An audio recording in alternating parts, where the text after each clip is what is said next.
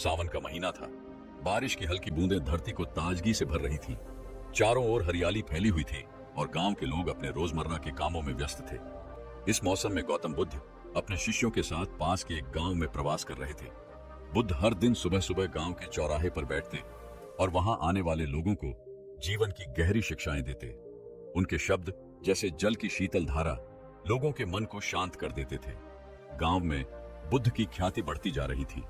लोग उनकी शिक्षाओं को सुनने के लिए अपने काम छोड़कर आते।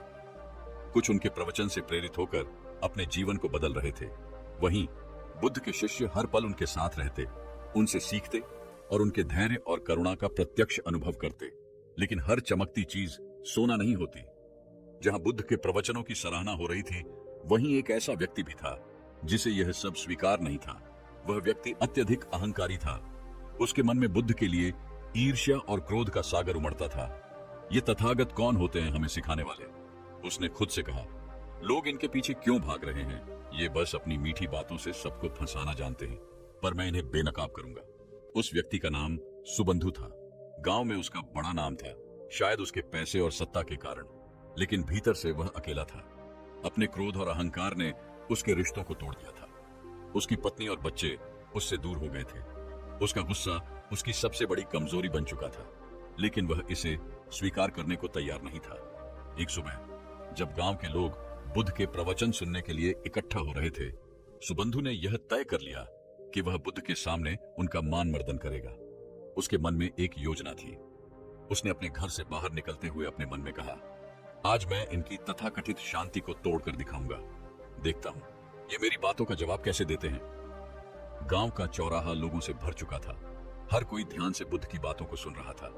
बुद्ध कह रहे थे, मनुष्य का सबसे बड़ा शत्रु उसका अपना अहंकार है। जब तक हम इसे पहचानते नहीं, तब तक हम शांति को नहीं पा सकते। सुबंधु ने यह सुनते ही अपनी मुट्ठी भींच ली। उसके चेहरे पर गुस्से की लहर दौड़ गई। वह तेजी से भीड़ को चीरते हुए आगे बढ़ा। उसकी आंखों में क्रोध साफ झलक रहा था। लेकिन बुद्ध, वह शांत बैठे थे, जैसे किसी झील की सतह पर हवा भी न चल रही हो। गांव के चौराहे पर सैकड़ों लोग इकट्ठा हो चुके थे। बुद्ध का उपदेश चल रहा था। उनकी वाणी में ऐसी गहराई थी कि हर कोई मंत्रमुग्ध होकर सुन रहा था। लोग शांत थे, जैसे समय थम गया हो। बुद्ध ने कहा, जो क्रोध पर काबू पा लेता है, वह जीवन के सबसे बड़े युद्ध को जीत लेता है। तभी अचानक भीड़ को चीरता हुआ सुबंधु क्रोध से भरा हुआ तेज कदमों से आगे बढ़ा। उसके चेहरे पर उबलता गुस्सा और कटुता साफ दिखाई दे रही थी। उसकी आवाज गूंज उठी, तथागत, आप कौन होते हैं हमें उपदेश देने वाले? क्या आप सोचते हैं कि आप यहाँ आकर हमें सिखाएंगे कि कैसे जीना है? ये सुनते ही लोगों की निगाहें सुबंधु की ओर मुड़ गईं। सबके चेहरों पर आश्चर्य और असमंजस था। आनंद और अन्य शिष्य चौंक गए। आनंद ने सुबंधु की ओर गुस्से से देखा, लेकिन बुद्ध, वह अभी भी शांत बैठे थे, जैसे कुछ हुआ ही ना हो। सुबंधु ने अपनी आवाज और तेज करते हुए कहा, आपके ये प्रवचन, ये दिखावा है। आप खुद को महान समझते हैं, लेकिन मुझे आप जैसे साधु बहुत मिले हैं जो बस शब्दों के जाल में लोगों को फंसाते हैं। आप झूठे हैं। उसकी बातें अब अपमानजनक होती जा रही थी। वहां खड़े लोग असहज हो गए। आनंद ने आगे बढ़कर कहा, तुम्हें नहीं पता तुम किससे बात कर रहे हो? भगवान बुद्ध के लिए इस तरह के शब्द मत बोलो। बुद्ध ने आनंद की ओर हाथ उठाकर इशारा किया, आनंद, रुक जाओ। हर व्यक्ति अपनी पीड़ा को व्यक्त करता है, इसे प्रकट करने दो। सुबंधु ने बुद्ध की इस शांति को देखकर और भी तीखी बात कहनी शुरू कर दी। देखा, यही तो है आपका नाटक, ये चुप रहकर सब सहने का दिखावा। पर मैं जानता हूं, भीतर से आप भी मुझसे डरते हैं, इसीलिए कुछ नहीं बोलते, है ना? शिष्य अब और अधिक क्रोधित हो रहे थे, लेकिन बुद्ध, उनकी आंखों में अभी भी करुणा झलक रही थी। उन्होंने सुबंधु की हर बात को धैर्यपूर्वक सुना। उनके चेहरे पर न तो क्रोध था, न असहजता। सुबंधु ने जब देखा कि उसकी बातों का बुद्ध पर कोई असर नहीं हो रहा है, तो उसका क्रोध और बढ़ गया। उसने भीड़ की ओर मुड़कर कहा, देखो, यह व्यक्ति तुम्हें शांत होने का पाठ पढ़ाता है, लेकिन खुद कुछ भी नहीं कर सकता। ये सब दिखावा है। लोग कुछ भी कहने से डर रहे थे, लेकिन उनके भीतर सवाल उठ रहे थे। बुद्ध आखिर कुछ क्यों नहीं कह रहे? वे क्यों इसे सहन कर रहे हैं? सुबंधु की तीखी बातें चलती रहीं। हर शब्द जैसे आग की चिंगारी बुद्ध की ओर फेंका जा रहा था, लेकिन बुद्ध का धैर्य चट्टान की तरह स्थिर था। सुबंधु की तीखी आवाज चौराहे पर गूंज रही थी। उसके शब्दों में क्रोध, अपमान और अहंकार का मेल साफ झलक रहा था। लोग सहमे हुए थे, शिष्य क्रोधित थे, लेकिन बुद्ध, वह शांत बैठे थे, जैसे पहाड़ पर बहने वाली हवा, स्थिर गहन और अप्रभावित। सुबंधु ने अपनी बात खत्म करते हुए व्यंग्य से कहा, अब क्या हुआ तथागत, चुप क्यों हो? बोलिए, आप जैसे महान उपदेशक के पास मेरे सवालों का कोई उत्तर नहीं है? बुद्ध ने धीरे से अपनी आंखें उठाई। उनके चेहरे पर मुस्कान थी, ऐसी मुस्कान जो किसी के भी मन को शांत कर दे। उन्होंने शांत और सधी हुई आवाज में कहा, भाई, यदि तुमसे एक प्रश्न पूछूं तो क्या तुम उत्तर दोगे? सुबंधु, जो अपने क्रोध के आवेग में था, अचानक ठहर गया। वह थोड़ा चौंक गया, लेकिन अपने स्वर को तीखा रखते हुए बोला, पूछो, तुम्हारा सवाल भी सुन लेते हैं। बुद्ध ने अपनी जगह पर स्थिर बैठते हुए कहा, यदि कोई व्यक्ति किसी को उपहार देता है और वह उपहार लेने से इनकार कर दे तो वह उपहार किसके पास रहता है? सुबंधु को यह सवाल सुनकर समझ नहीं आया कि इसका क्या मतलब है। उसने व्यंग्य से हंसते हुए कहा, यदि कोई उपहार नहीं लेता तो जाहिर सी बात है वह उस व्यक्ति के पास ही रहेगा जिसने उसे दिया। बुद्ध ने उसी शांति से उत्तर दिया, बिल्कुल सही कहा तुमने। और अब सोचो, तुम जो मुझे क्रोध, अपशब्द और अपमान का उपहार दे रहे हो, यदि मैं उसे स्वीकार न करूं तो यह उपहार किसके पास रहेगा? बुद्ध के शब्दों ने जैसे पूरे माहौल को स्थिर कर दिया। हर कोई स्तब्ध था। सुबंधु, जो अब तक आत्मविश्वास से भरा था, अचानक खामोश हो गया। उसने अपनी आंखें झुका ली। बुद्ध ने अपनी बात को आगे बढ़ाया, भाई, क्रोध और अपमान भी वैसे ही हैं जैसे कोई उपहार। यह देने वाले का अपना चयन होता है, लेकिन लेने वाले का भी अधिकार है कि वह इसे स्वीकार करे या नहीं। मैं तुम्हारे क्रोध और अपमान को स्वीकार नहीं करता, इसलिए यह तुम्हारे पास ही रहेगा। शांति और स्थिरता के साथ बोले गए ये शब्द सुबंधु के भीतर गहराई तक उतर गए। वहां खड़ी भीड़ भी एकदम शांत हो गई।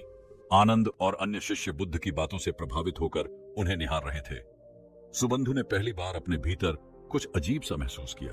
वह समझ नहीं पा रहा था कि यह क्या था, शर्म, आत्ममंथन या कुछ और। लेकिन एक बात स्पष्ट थी, उसके शब्दों का बुद्ध पर कोई प्रभाव नहीं पड़ा था। इसके विपरीत उनके शब्द उसके भीतर एक तूफान पैदा कर चुके थे। सुबह का सूरज जब सिर पर आ चुका था, चौराहे पर पसरी खामोशी टूटने का नाम नहीं ले रही थी। बुद्ध के शब्द अभी भी हवा में गूंज रहे थे। क्रोध और अपमान देने वाले के पास ही रहते हैं यदि उन्हें स्वीकार न किया जाए। सुबंधु वहां खड़ा था, लेकिन उसकी आंखों में अब वह क्रोध नहीं था। वह चुपचाप सिर झुकाए वापस चला गया। भीड़ में सन्नाटा था, मानो सबने कोई अद्भुत चमत्कार देख लिया हो। जैसे जैसे लोग वहां से लौटने लगे, बुद्ध के शिष्य आनंद के मन में सवालों का तूफान उठने लगा। वह खुद को रोक नहीं पाया और बुद्ध के पास आकर बोला, भगवान, मैं समझ नहीं पा रहा हूं। वह व्यक्ति आपको अपमानित कर रहा था, आपके बारे में अपशब्द कह रहा था, और फिर भी आपने उसे कुछ नहीं कहा, न डांटा, न कोई प्रतिक्रिया दी। आखिर आपने ऐसा क्यों किया? बुद्ध ने आनंद की ओर देखा। उनकी आंखों में करुणा और धैर्य का मेल था। उन्होंने धीरे से पूछा, आनंद, अगर कोई तुम्हें गुस्सा दिलाने की कोशिश करे तो क्या तुम्हें गुस्सा आना जरूरी है? आनंद ने थोड़ी झिझक के साथ उत्तर दिया, भगवान, गुस्सा तो स्वाभाविक है जब कोई अपमान करे या भला बुरा कहे, लेकिन आपने कैसे यह सब सह लिया? मैं तो उस व्यक्ति पर क्रोधित हो गया था। बुद्ध मुस्कुराए। उन्होंने आनंद को अपने पास बैठने का संकेत दिया। आनंद, बुद्ध ने कहा, गुस्सा स्वाभाविक नहीं है, यह एक प्रतिक्रिया है, और हर प्रतिक्रिया हमारे अपने मन का चयन होती है। अगर मैं सुबंधु की बातों पर गुस्सा करता तो मैं उसकी तरह हो जाता। क्या मैं चाहता हूं कि मेरा मन उसके गुस्से से प्रभावित हो जाए? आनंद ने ध्यान से सुना, लेकिन उसकी जिज्ञासा कम नहीं हुई। उसने फिर पूछा, लेकिन भगवान, क्या आपको दुख नहीं हुआ? वह व्यक्ति आपकी निंदा कर रहा था, क्या आप उस अपमान को महसूस नहीं कर सके? बुद्ध ने एक गहरी सांस ली और मुस्कुराते हुए बोले, आनंद, अपमान तब तक नहीं पहुंचता जब तक हम उसे अपने भीतर जगह न दें। अगर कोई व्यक्ति आग लेकर आए और हम उसे ईंधन न दें, तो क्या वह आग जल पाएगी? मैं तो केवल करुणा का अभ्यास करता हूं, और करुणा का अर्थ है दूसरों की पीड़ा को समझना। सुबंधु के शब्दों में उसकी पीड़ा झलक रही थी। वह अपने भीतर के संघर्ष से लड़ रहा था, तो फिर मैं क्यों उसका गुस्सा अपने अंदर प्रवेश करने दूं? आनंद का चेहरा सोच में डूब गया। उसने गहरी सांस लेते हुए कहा, तो क्या इसका मतलब यह है कि हमें हर अपमान और निंदा को बस सहन करना चाहिए भगवान? बुद्ध की मुस्कान गहरी हो गई। उन्होंने आनंद की आंखों में देखा और बोले, आनंद, सहन करना भी एक कला है, लेकिन उसका उद्देश्य केवल सहना नहीं है। यह हमें भीतर से मजबूत बनाता है, और जब हमारा मन स्थिर और शांत होता है, तभी हम दूसरों को समझ सकते हैं।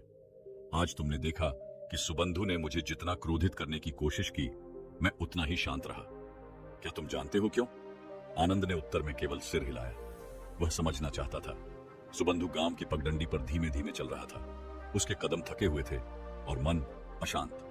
बुद्ध के शांत उत्तर ने उसके भीतर कुछ ऐसा जगा दिया था जिसे वह पहचान नहीं पा रहा था। क्रोध, जो उसकी पहचान बन चुका था, पहली बार उसे बोझिल लग रहा था। गांव से दूर एक पुराना बरगद का पेड़ था। सुबंधु वहां जाकर बैठ गया। उसने अपनी मुट्ठियां भींच ली और अपने आप से कहा, यह क्या हो रहा है मुझे?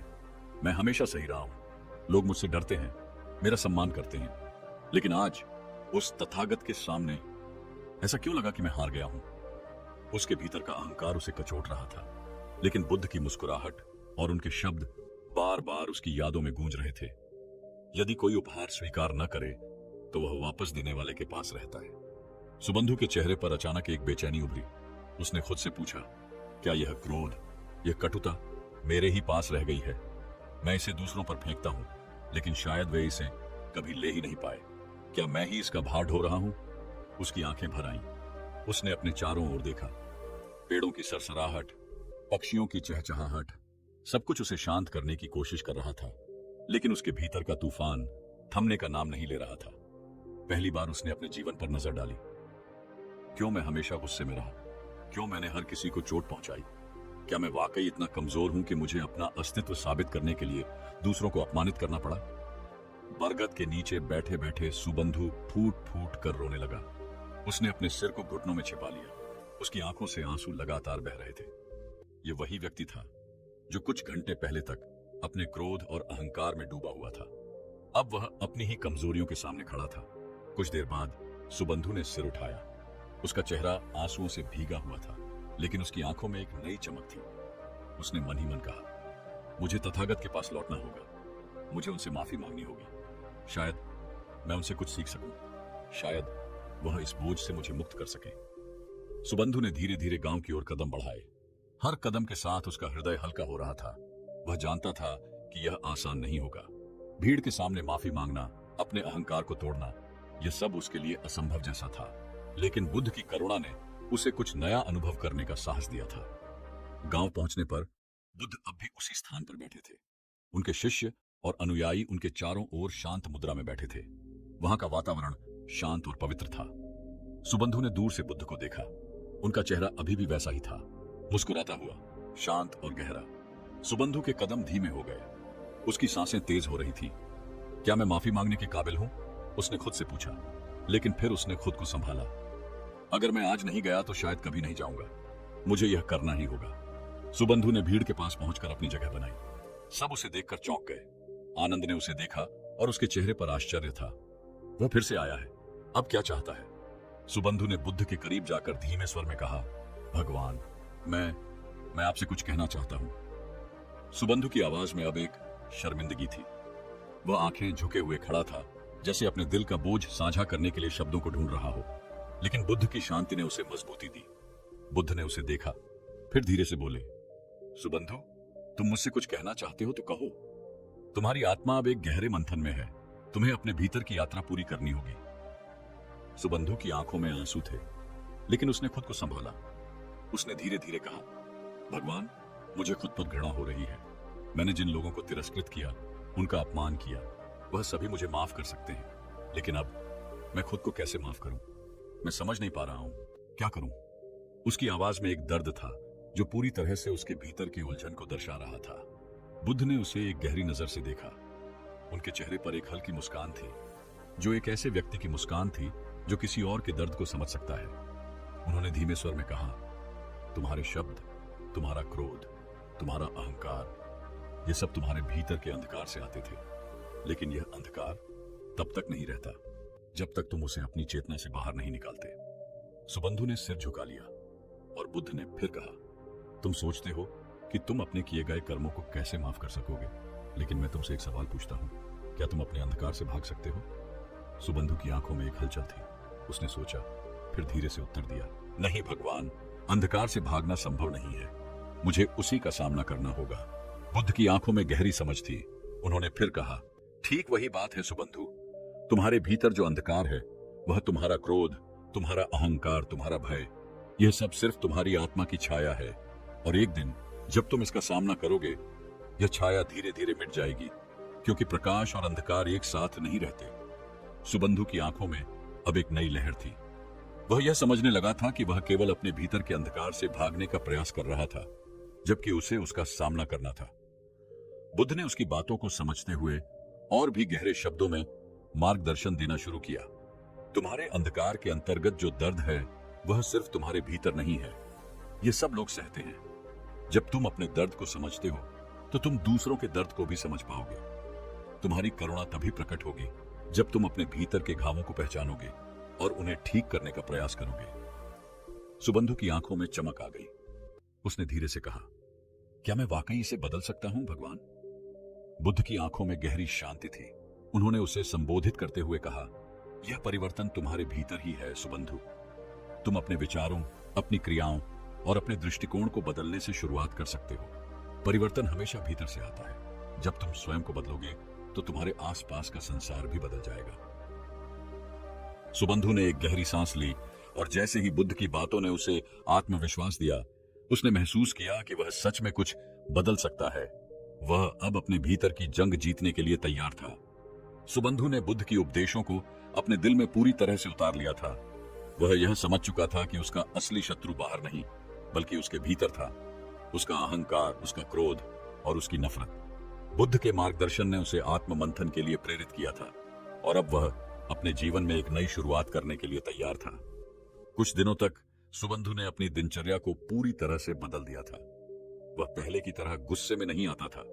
अपने भीतर की अशांति और घृणा को वह अब शांति और सहानुभूति से बदलने की कोशिश कर रहा था। एक दिन जब सुबंधु गांव के बाजार से गुजर रहा था, उसे एक छोटा बच्चा दिखा जो एक टूटे हुए बर्तन के साथ बैठा था। बच्चा घबराया हुआ था, उसकी आंखों में डर था। सुबंधु ने उसके पास जाकर पूछा, क्या हुआ? तुम डर क्यों रहे हो? बच्चे ने कांपते हुए कहा, मुझे बर्तन को ठीक करना था, लेकिन मैं इसे और भी तोड़ बैठा। अब मुझे डर है कि लोग मुझे डांटेंगे। सुबंधु ने बच्चे की आंखों में देखा और उसे पहली बार महसूस हुआ कि यह बच्चा उस दर्द का सामना कर रहा था जो कभी वह खुद महसूस करता था। वह बच्चा भी अपमानित होने और अपने की गई गलतियों के लिए डर रहा था, ठीक जैसे सुबंधु कभी अपनी क्रोध की वजह से डरता था। सुबंधु ने धीरे से बच्चे को अपने पास खींचा और कहा, देखो, हर कोई कभी न कभी गलती करता है। ये बर्तन टूटना कोई बड़ी बात नहीं है। असली बात यह है कि हम अपनी गलती से क्या सीखते हैं। यह सुनकर बच्चा थोड़ा शांत हुआ और सुबंधु के शब्दों ने उसे कुछ आश्वस्त किया। सुबंधु की आवाज में वह सच्ची करुणा थी जो बुद्ध के उपदेशों का परिणाम थी। सुबंधु के भीतर एक अद्भुत बदलाव आ चुका था। पहले वह किसी की कमजोरी का मजाक उड़ाता था, लेकिन अब वह दूसरों के दर्द को समझने लगा था। वह किसी के प्रति क्रोध नहीं रखता था, बल्कि अब वह हर व्यक्ति में करुणा और समझ देखने लगा था। वह धीरे धीरे बदलता जा रहा था। अब वह एक नई सोच के साथ हर स्थिति का सामना करने लगा था। अब उसे खुद से नफरत नहीं थी, बल्कि वह खुद को स्वीकार करने और सुधारने की कोशिश कर रहा था। कुछ दिन बाद गांव में एक और घटना घटी। गांव के एक बुजुर्ग व्यक्ति को कोई समस्या हो गई थी और कुछ लोग उसकी मदद करने के बजाय उसे हिकारत की नजरों से देख रहे थे। सुबंधु ने यह देखा और बिना किसी संकोच के उस बुजुर्ग के पास गया। उसने उनकी मदद की और सभी को दिखा दिया कि कैसे एक व्यक्ति का हृदय बड़ा हो सकता है अगर वह खुद को समझे और दूसरों की मदद करने का अवसर दे। गांव के लोग अब सुबंधु को एक नए रूप में देख रहे थे।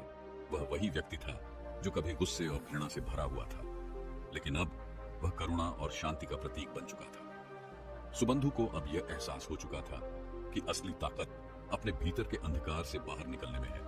उसका परिवर्तन धीरे धीरे गांव में न केवल उसकी जिंदगी में बल्कि दूसरों की जिंदगी में भी बदलाव ला रहा था। वह अब पूरी तरह से बुद्ध के उपदेशों पर चलने के लिए तैयार था। उसने अपने अहंकार को छोड़ दिया था और उसकी आंखों में एक नई जोश और सुकून था। वह दिन सुबंधु के जीवन का एक महत्वपूर्ण मोड़ था। अब वह बदल चुका था। उसे अपने भीतर की शक्ति का एहसास हो चुका था। वह जानता था कि शांति केवल बाहरी परिस्थितियों से नहीं आती। बल्कि यह हमारी आंतरिक स्थिति से उत्पन्न होती है। बुद्ध की शिक्षा ने उसे यह समझाया था कि अगर हम अपने भीतर के क्रोध और नफरत को त्याग दें, तो हम जीवन में वास्तविक सुख और शांति पा सकते हैं। एक दिन बुद्ध ने सुबंधु को अपने पास बुलाया। यह वही दिन था जब सुबंधु ने अपनी पूरी यात्रा के बारे में बुद्ध से बातचीत करने का निर्णय लिया था। उसने सिर झुका लिया और धीरे से कहा, भगवान, मैं जानता हूं कि मैंने जो किया वह गलत था, लेकिन अब मैं खुद को ठीक करना चाहता हूं। मैंने महसूस किया है कि हमारे भीतर की शांति ही हमें बाहरी दुनिया से जोड़े रखती है, लेकिन मैं जानता हूं यह आसान नहीं होगा। क्या आप मुझे और मार्गदर्शन देंगे? बुद्ध ने उसे मुस्कुराते हुए देखा और अपनी आंखों में गहरी करुणा के साथ उत्तर दिया, सुबंधु, तुम्हारे दिल में अब एक नई समझ और बदलाव है।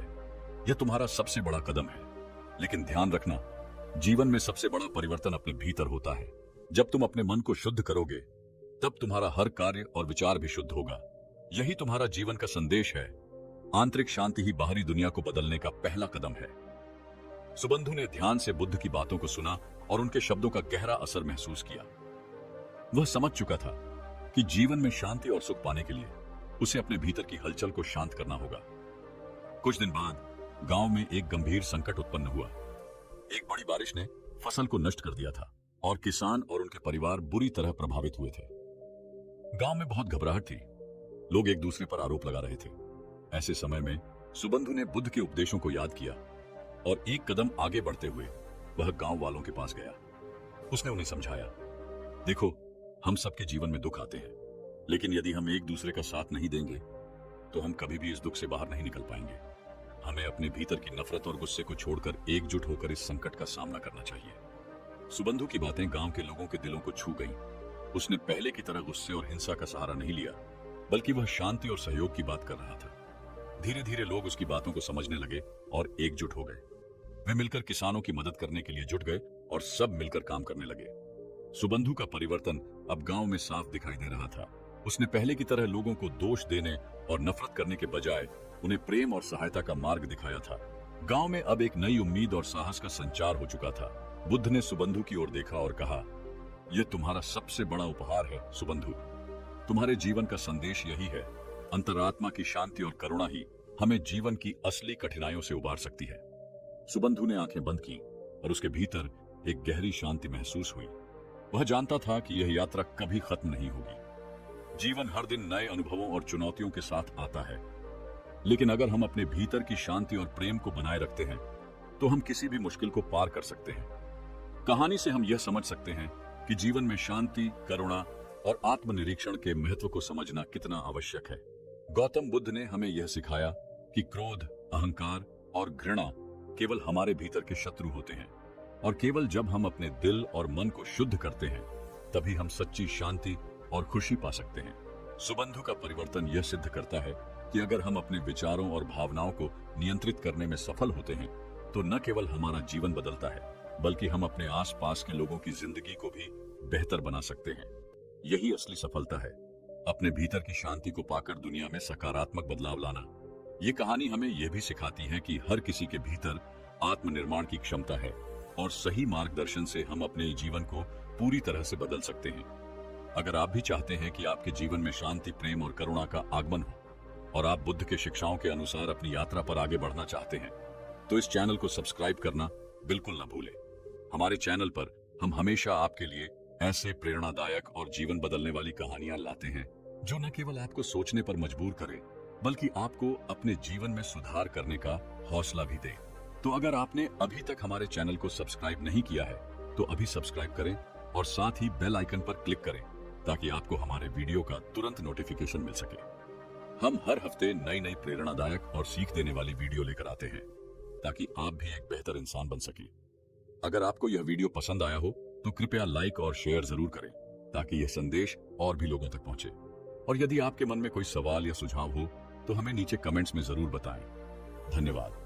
हमारे चैनल के साथ जुड़े रहें, क्योंकि यहाँ हम आपके जीवन को और बेहतर बनाने के लिए हमेशा कुछ नया लेकर आते हैं।